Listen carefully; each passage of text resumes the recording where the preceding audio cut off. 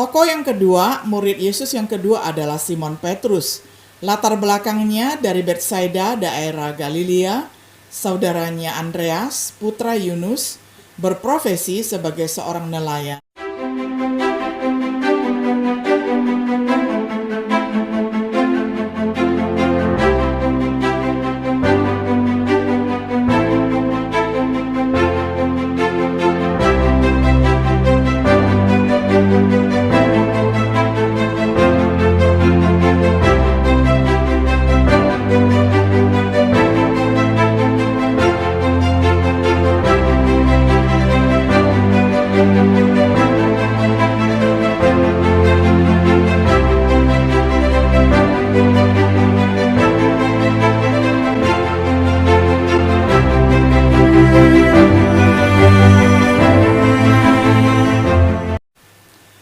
Shalom, sahabat Biblika yang dikasihi oleh Tuhan.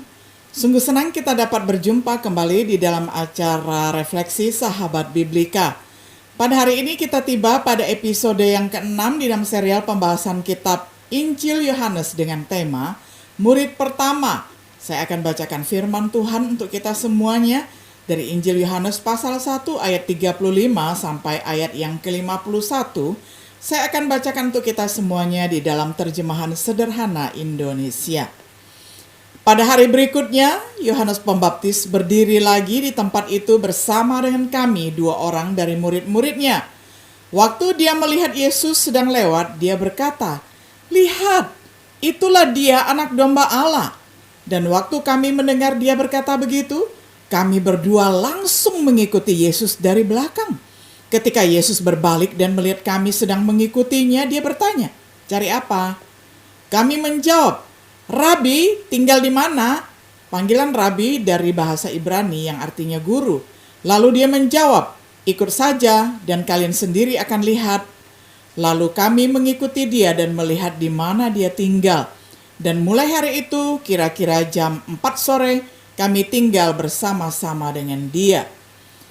Nama teman saya tersebut yang mendengar perkataan Yohanes itu dan kemudian juga mengikut Yesus adalah Andreas. Dia mempunyai saudara bernama Simon. Lalu Andreas segera mencari saudaranya dan berkata kepadanya, "Kami sudah bertemu dengan Mesias." Mesias artinya Kristus. Lalu Andreas membawa Simon kepada Yesus. Waktu Yesus melihat Simon, dia berkata kepadanya, "Namamu adalah Simon anak Yohanes, tetapi aku akan memberikan nama yang baru kepadamu, yaitu Kefas." Kefas dalam bahasa Ibrani mempunyai arti yang sama dengan kata Petrus, yang berasal dari bahasa Yunani. Arti kedua kata itu adalah batu besar. Karena itu Simon sering disebut Petrus. Hari berikutnya Yesus memutuskan untuk berangkat ke daerah Galilea. Di sana dia bertemu dengan Filipus, lalu berkata kepadanya, "Mari ikutlah aku." Filipus itu berasal dari kota Betsaida. Andreas dan Petrus juga berasal dari kota itu.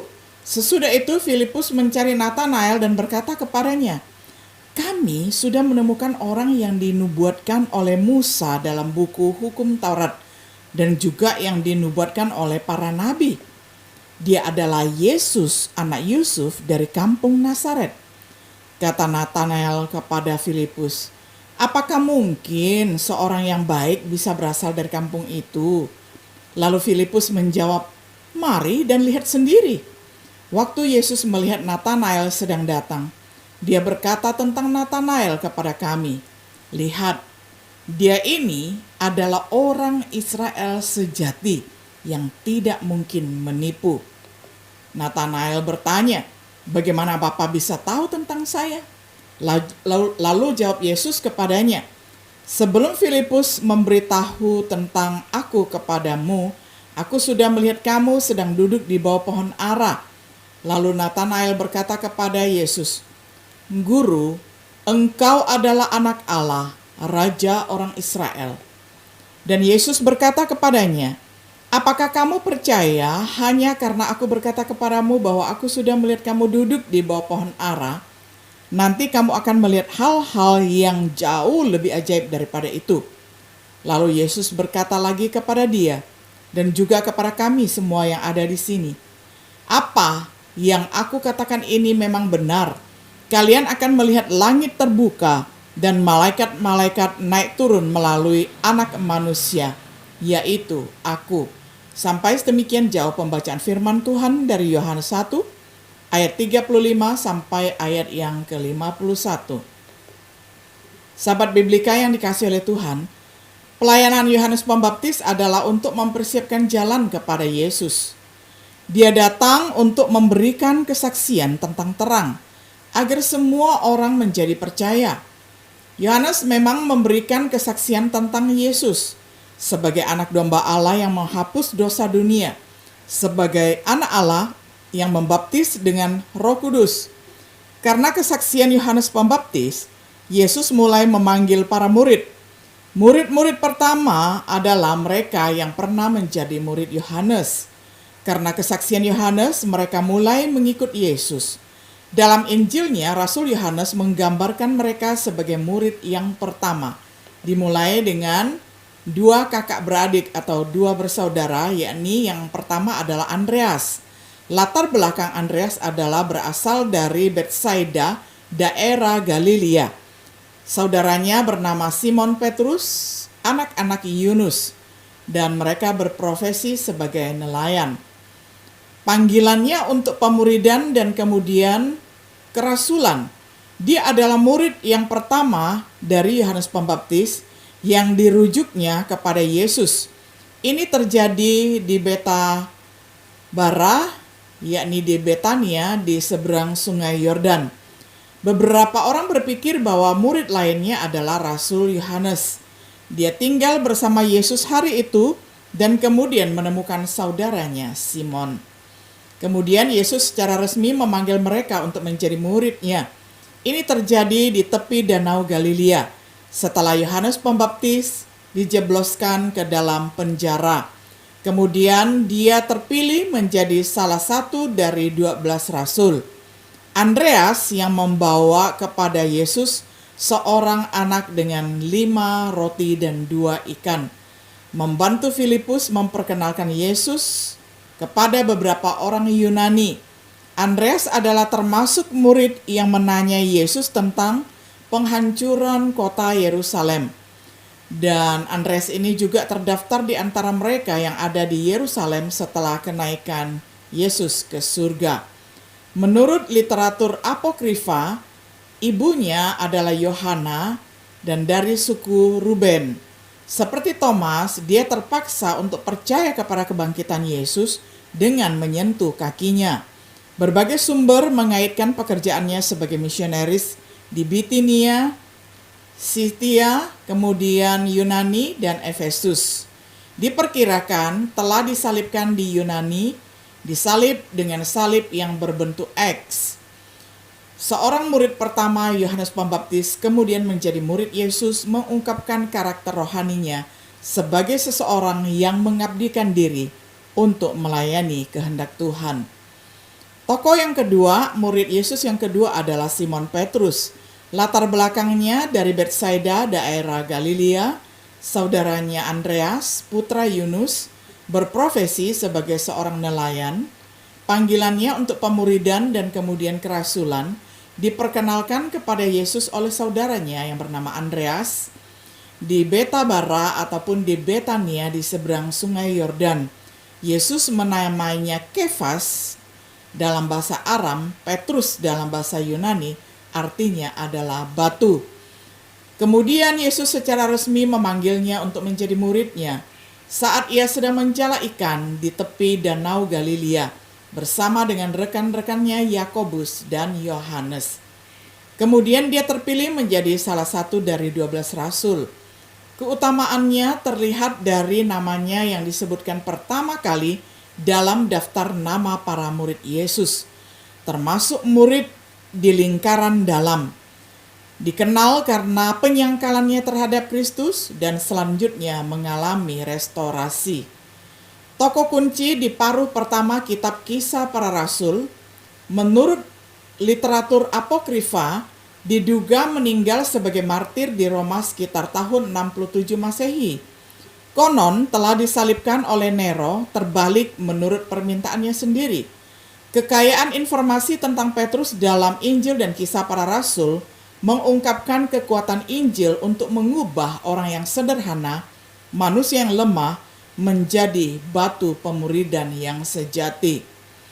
Kemudian murid selanjutnya yakni dua orang teman, yakni yang pertama adalah Filipus.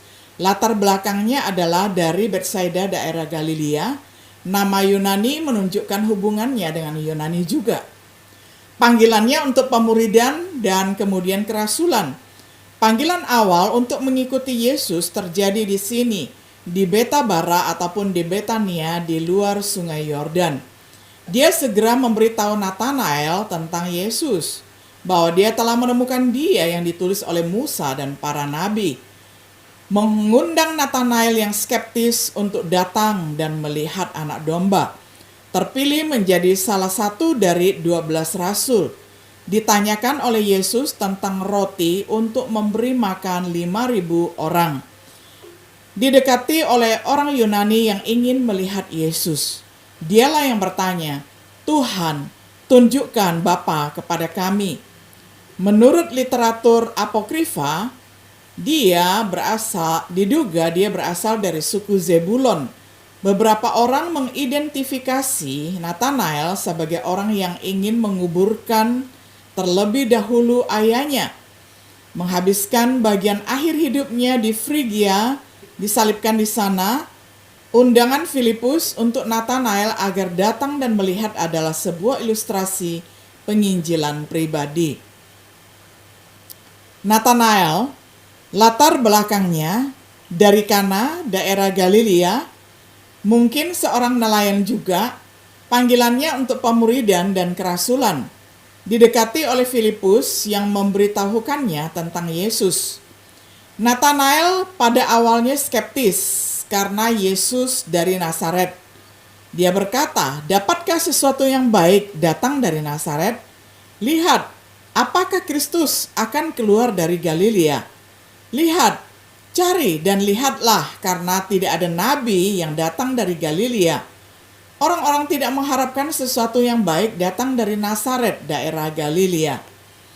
Yesus meyakinkan Natanael, mengidentifikasi dia sebagai seorang Israel yang tidak ada tipu dayanya, menceritakan bagaimana dia melihatnya di bawah pohon ara di hadapan Filipus, memanggilnya.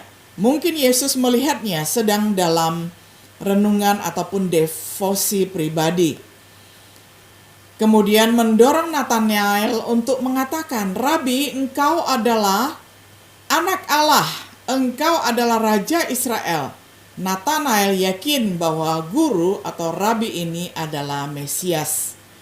Yesus menjanjikan berkat yang lebih besar kepada Natanael karena imannya. Bukti-bukti yang lebih besar tentang kemesiasannya, misalnya langit terbuka dan malaikat Allah naik turun ke atas dia, melalui dia. Sebuah kiasan yang mengingatkan kita kepada mimpi Yakub di dalam Kejadian 28 ayat 12. Ini adalah suatu implikasi bahwa Yesus adalah jalan ataupun tangga menuju ke surga. Rujukan pada hari penghakiman ketika Yesus datang dengan malaikatnya. Perhatikan bahwa Yesus menyebut dirinya sebagai anak manusia yang tidak pernah dilakukan oleh para penulis Injil, dengan menekankan kerendahan hati dan kemanusiaan. Natanael mungkin adalah Bartolomeus, salah satu rasul. Lihat hubungan Bartolomeus dengan Filipus dalam daftar apostolik ataupun di dalam daftar kerasulan. Para penulis Injil sinoptis tidak pernah menyebut Natanael, dan Yohanes tidak pernah menyebut Bartolomeus. Bartolomeus ataupun putra Ptolemy bukanlah nama yang tepat. Mungkin Natanael memimpin banyak orang untuk menyimpulkan bahwa mereka adalah satu dan sama.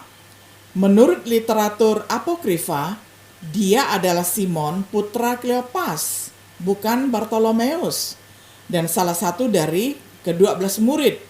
Dia adalah mempelai laki-laki pada pernikahan di Kana. Panggilan Natanael mengungkapkan lebih banyak tentang Yesus daripada Natanael itu sendiri. Kesimpulan, Murid pertama memberikan kesaksian mereka tentang Yesus. Kami telah menemukan Mesias. Kami telah menemukan Dia yang ditulis dalam hukum Musa dan juga para nabi. Engkau adalah anak Allah. Engkau adalah Raja Israel. Saat mereka terus mengikuti Yesus, penegasan awal mereka tentang iman akan dikonfirmasi. Dari kontak awalnya dengan murid-murid baru ini, kita belajar bahwa Yesus mengetahui hati manusia. Bahwa jika kita memiliki iman kepada Yesus, itu akan terus-menerus diperkuat. Bukti akan bertambah lebih terang dan lebih terang. Bahwa jika kita percaya kata-katanya, kita masih akan melihat bukti penuh bahwa kata itu benar. Apakah ada yang bertanya-tanya, apakah Yesus benar-benar anak Allah dan bahwa firman-Nya benar? Mungkin tanggapan terbaik yang dapat diberikan kepada orang yang skeptis, yang jujur adalah undangan yang ditawarkan oleh Filipus. Datang dan lihatlah. Datanglah kepada Yesus sebagaimana dinyatakan di dalam Injil, dan lihatlah siapa Dia. Sahabat Biblika yang dikasihi oleh Tuhan, saat ini kita dapat datang kepada Yesus, menjumpainya secara pribadi di dalam persekutuan bersama-sama dengan Tuhan Yesus, dan juga melalui pembacaan firman Tuhan setiap hari. Kiranya kita menemukan sukacita sama seperti yang ditemukan oleh para murid-murid Yesus yang pertama ini. Kiranya Tuhan Yesus menyertai dan memberkati kita semuanya. Shalom.